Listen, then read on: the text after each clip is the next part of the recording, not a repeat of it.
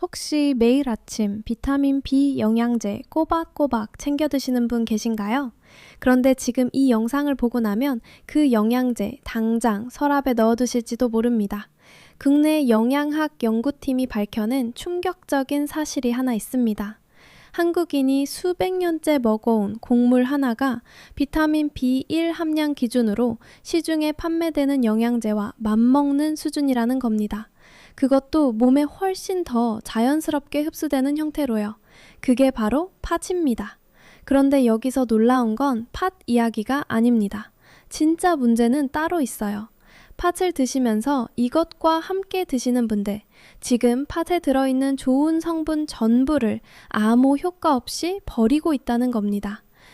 이것이 무엇인지는 잠시 후 말씀드리겠습니다.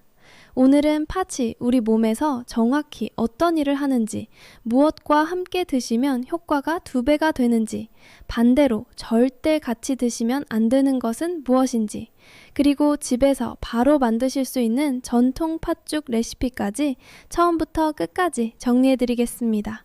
특히 혈당 걱정이 있으신 분들, 아침마다 피곤하신 분들, 저녁이면 다리가 붓는 분들, 오늘 이 내용이 직접적으로 도움이 되실 겁니다. 끝까지 함께 해주세요. 본격적으로 시작하기 전에 팥이라는 식품 자체를 한번 제대로 들여다볼게요. 팥은 두과 작물입니다. 콩과 같은 식물 분류에 속하죠. 100g 기준으로 탄수화물이 약 68% 들어있는데 여기서 잠깐 탄수화물 비율이 높다고 해서 혈당 걱정부터 하시는 분들 조금만 기다려주세요. 팥 속의 탄수화물은 일반 탄수화물과 다릅니다. 팥에 들어있는 탄수화물 가운데 무려 34%가 저항성 전분입니다. 저항성 전분은 이름 그대로 소화에 저항합니다. 소화 효소가 쉽게 분해하지 못하기 때문에 소화 속도가 느리고 혈당이 급격하게 오르지 않아요. 오히려 인슐린 민감도를 높여주는 방향으로 작용한다는 연구 결과도 있습니다. 여기에 단백질 함량도 무시할 수 없어요. 팥 100g에 들어있는 단백질은 최대 20g 수준입니다. 우유 단백질과 비교하면 약 6배에 달하는 양이에요. 그래서 영양학계에서 팥을 그냥 곡물이 아니라 기능성 식품으로 분류해야 한다는 주장이 나오는 겁니다. 밥에 색깔 예쁘게 넣는 재료 정도로만 알고 계셨다면 오늘부터는 생각을 조금 바꾸셔야 할 것 같습니다. 그렇다면 팥이 구체적으로 우리 몸에서 어떤 일을 하는지 하나씩 정리해 보겠습니다. 팥의 첫 번째 효능은 만성 피로를 개선하는 데 도움을 준다는 겁니다. 핵심은 비타민 B1입니다. 팥 100g에는 비타민 B1이 0.54mg 들어있는데요.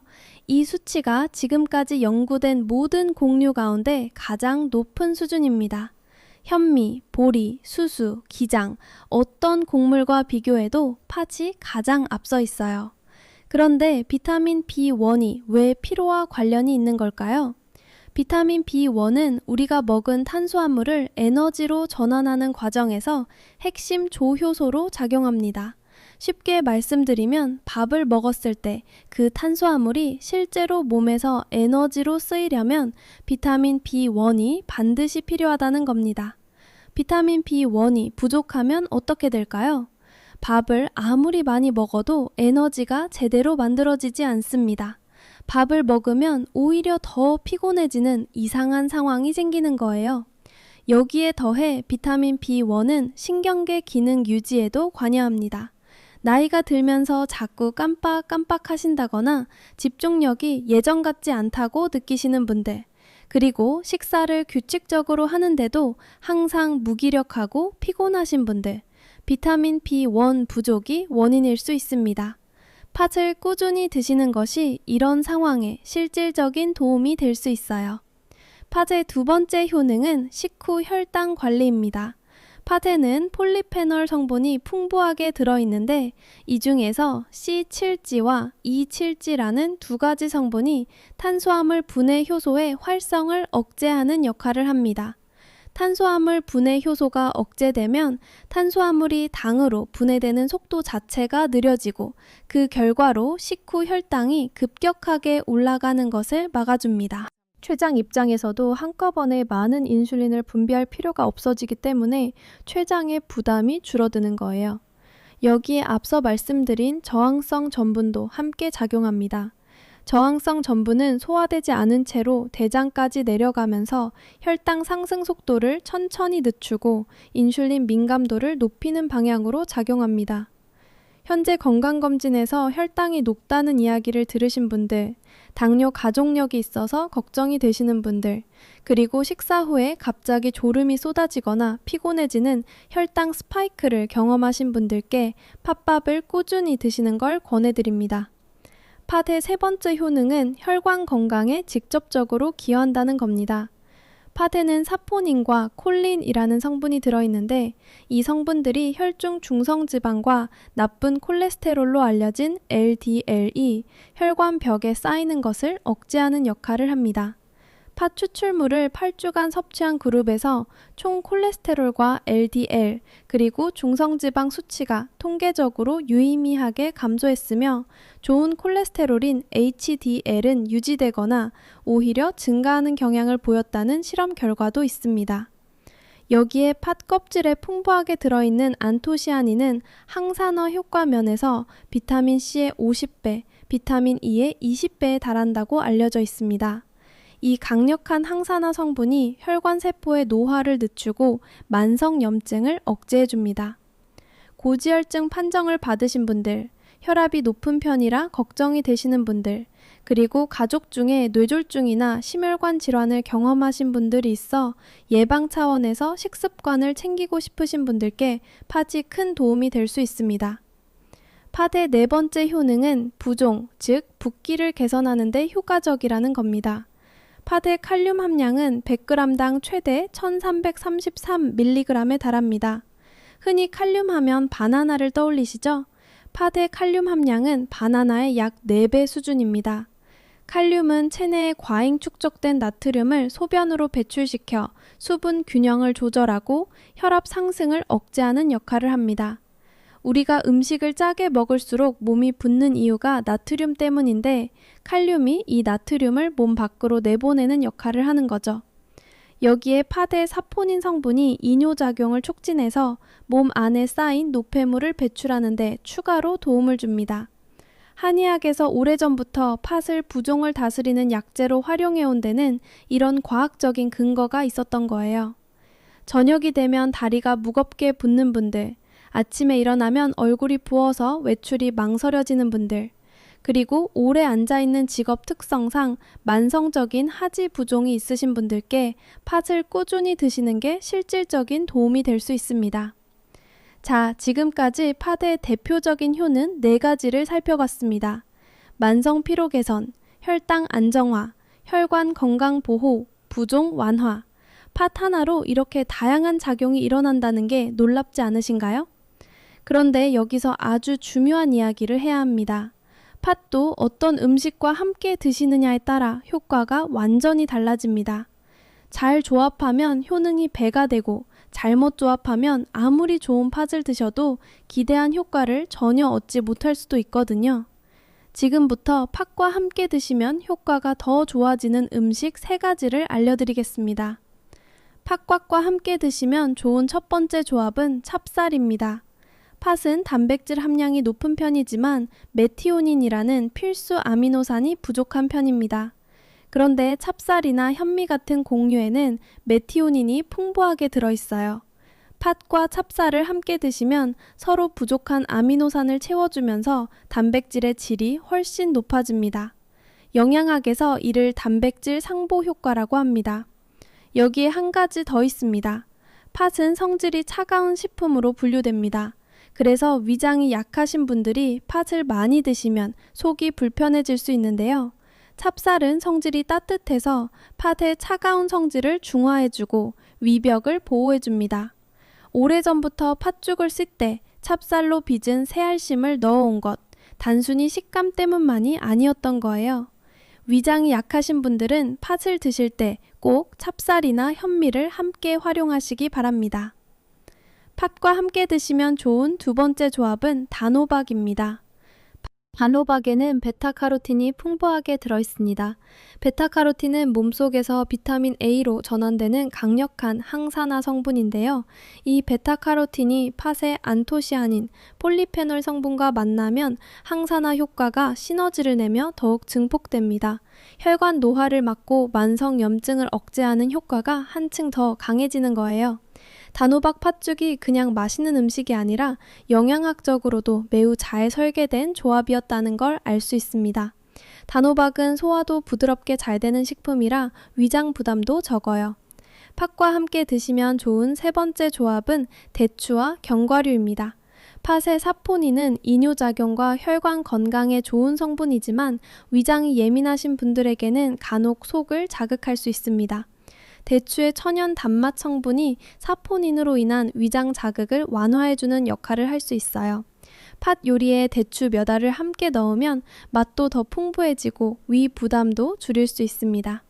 아몬드나 잣 같은 견과류는 하나 더 중요한 역할을 합니다. 견과류의 불포화 지방산이 팥 속에 들어있는 지용성 비타민과 식물성 단백질의 체내 흡수율을 높여주거든요. 팥죽 위에 잣을 올리는 전통 방식, 맛과 영양 두 가지를 동시에 챙기는 조상의 지혜였습니다. 이제 정말 중요한 부분입니다. 인트로에서 말씀드린 팥의 효능을 전부 날려버리는 그 이것의 정체를 공개할 시간이 됐습니다. 팥과 절대로 함께 드시면 안 되는 첫 번째는 바로 설탕입니다. 팥죽 하면 달짝지근한 맛이 일품이잖아요. 그래서 팥죽에 설탕이나 꿀을 넣어 드시는 분들이 굉장히 많으신데 이 설탕이 팥의 핵심 성분인 사포닌을 파괴한다는 게 문제입니다.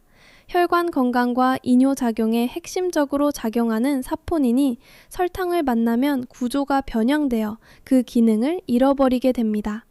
거기서 끝이 아닙니다. 설탕을 우리 몸에서 대사하는 과정에도 비타민 B1이 필요합니다.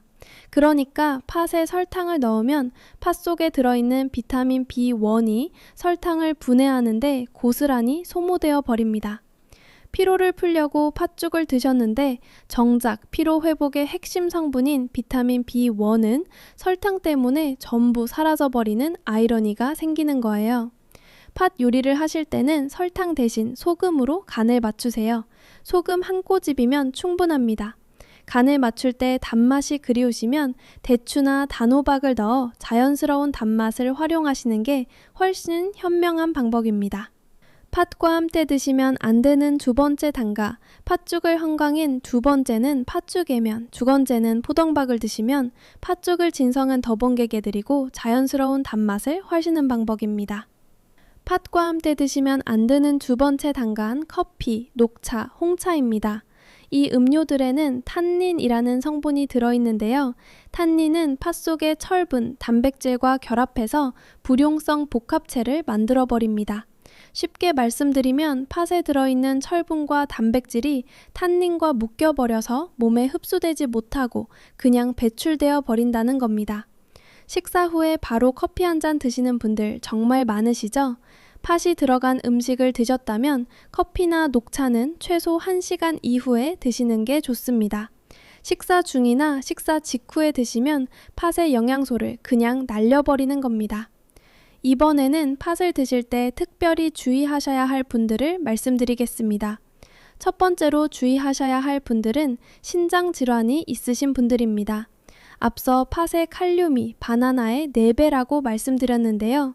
건강한 신장을 가진 분들에게는 이 칼륨이 나트륨 배출을 도와주는 훌륭한 성분이지만 신장 기능이 저하된 분들에게는 이야기가 전혀 달라집니다. 신장 기능이 떨어지면 혈액 속의 칼륨을 몸 밖으로 내보내는 능력도 함께 떨어집니다. 그러면 혈액 중에 칼륨이 과도하게 쌓이는 고칼륨 혈증이 생길 수 있는데 고칼륨 혈증은 심장 부정맥을 유발할 수 있어 심각한 경우 생명에도 영향을 미칠 수 있습니다. 특히 팥물이나 팥 농축액처럼 팥의 성분이 고농도로 녹아있는 형태는 단시간에 다량의 칼륨이 들어오기 때문에 신장질환이 있으신 분들은 절대 드시면 안 됩니다. 현재 만성 신장질환으로 진단받으셨거나 혈액투석을 받고 계신 분들 또는 정기검진에서 신장 수치에 이상이 있다는 이야기를 들으신 분들은 팥을 드시기 전에 반드시 담당 의료진과 먼저 상의하시기 바랍니다. 불가피하게 드셔야 할 경우에는 팥을 충분히 불린 후 첫 번째 삶은 물은 버리고 새 물로 다시 삶으면 칼륨 함량을 상당히 줄일 수 있습니다. 두 번째로 주의하셔야 할 분들은 위장이 약하신 분들입니다. 팥의 사포닌 성분은 장 운동을 활발하게 촉진하는 작용이 있습니다. 위장이 예민하신 분들이 팥을 한꺼번에 많이 드시면 설사나 복통이 생길 수 있어요. 또한 팥 껍질에 들어있는 올리고당과 피틴산은 팥을 충분히 익히지 않았을 때 장내 가스를 만들어 배가 더부룩하고 불편해지는 원인이 될 수 있습니다. 그래서 팥은 반드시 충분히 익혀서 드셔야 하고 위장이 예민하신 분들은 처음에는 소량으로 시작해서 몸이 적응하는 과정을 거치시는 게 좋습니다. 자, 핵심 내용을 한번 정리해 드리겠습니다. 팥과 함께 드시면 효과가 배가 되는 조합은 세 가지입니다. 찹쌀이나 현미는 아미노산을 보완해주고 위장을 보호해주며 단호박은 항산화 효과를 시너지로 높여주고 대추와 견과류는 위장 자극을 완화하고 영양소 흡수율을 높여줍니다. 반대로 함께 드시면 안 되는 것은 설탕과 카페인 음료입니다. 설탕은 팥의 사포닌을 파괴하고 비타민 B1을 소모시키며 커피나 녹차의 탄닌은 팥의 철분과 단백질 흡수를 방해합니다. 신장질환이 있으신 분들은 반드시 의료진과 상담 후 드시고 위장이 약하신 분들은 충분히 익혀 소량씩 드시기 바랍니다. 이제 레시피 파트입니다. 오늘 말씀드린 팥의 좋은 성분을 최대한 살리는 전통 팥죽 레시피를 알려드릴게요. 재료는 이렇습니다. 팥 400g, 쌀 1컵, 소금 약간, 잣 조금, 물은 12컵 정도 준비하시면 됩니다. 먼저 쌀은 여러 번 깨끗이 씻어서 물에 1시간 정도 충분히 불려두세요. 미리 불려두면 죽이 훨씬 빠르게 완성되고 식감도 훨씬 부드러워집니다. 팥도 물로 여러 번 씻어주세요. 씻는 과정에서 물 위로 떠오르는 팥은 품질이 좋지 않은 것이니 그냥 흘려보내시면 됩니다. 팥 삶는 방법입니다. 냄비에 팥을 넣고 팥이 잠길 만큼 물을 부은 다음 뚜껑을 덮지 말고 강불에서 끓여주세요. 펄펄 끓어오르면 바로 소쿠리에 쏟아 첫 번째 삶은 물은 버려주셔야 합니다. 이 과정이 굉장히 중요합니다. 첫 번째 삶은 물에는 소화를 방해하는 성분들이 녹아 있어서 이 물을 버려야 팥죽을 드시고 나서 속이 불편하거나 생목이 올라오는 일을 막을 수 있습니다. 한번 삶은 팥을 다시 냄비에 넣고 넉넉히 물을 부어 푹 삶아주세요. 압력솥을 사용하시면 훨씬 빠르고 편리합니다. 뚜껑을 닫고 바짝 끓이다가 추가 올라오면 약불로 줄이고 3분 정도 더 익힌 뒤 압이 완전히 빠질 때까지 기다리시면 됩니다. 팥을 손가락으로 눌렀을 때 스르르 으깨지면 잘 익은 겁니다. 팥이 충분히 익었으면 믹서기에 팥을 넣고 잠길 정도의 물을 부어 곱게 갈아주세요. 껍질째 갈아도 괜찮습니다. 껍질에 안토시아닌이 가장 풍부하게 들어있거든요. 이제 죽을 끓일 차례입니다. 냄비에 불려둔 쌀을 불린 물째 넣고 물을 넉넉히 더 보충한 다음 저어가며 끓여주세요. 죽은 처음부터 아주 묽게 끓이셔야 나중에 뻑뻑해지지 않습니다. 밥알이 완전히 풀어지면 갈아놓은 팥을 넣고 중불에서 계속 저어가며 끓여주세요. 처음부터 팥을 넣으면 바닥에 눌어붙기 쉬우니 밥알이 충분히 풀어진 다음에 팥을 넣으시는 게 포인트입니다. 간을 맞출 때 꼭 기억하셔야 할 것이 있습니다. 설탕은 절대 넣지 마세요. 앞서 말씀드린 것처럼 설탕은 팥의 핵심 성분인 사포닌을 파괴합니다.